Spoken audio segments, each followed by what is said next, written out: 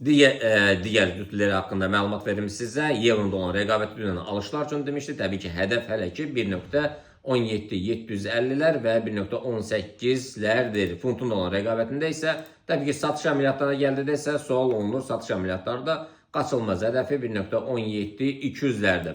Funtun olan rəqabətində alışlar yenə hədəf olaraq 1.34.800-lər və 35.150-lərdir.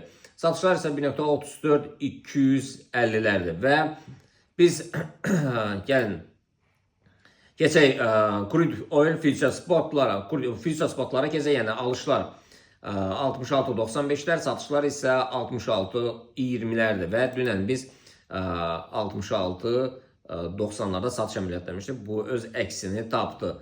Və yenidən Türk lirəsinə baxaq. Türk lirəsi, yəni bildiyiniz kimi, sürətlə enib, hələ ki belə qrafikdə qalıb, bir tərpəniş yoxdur. Yəni bütün qrafiklərdə bu belədir, donub.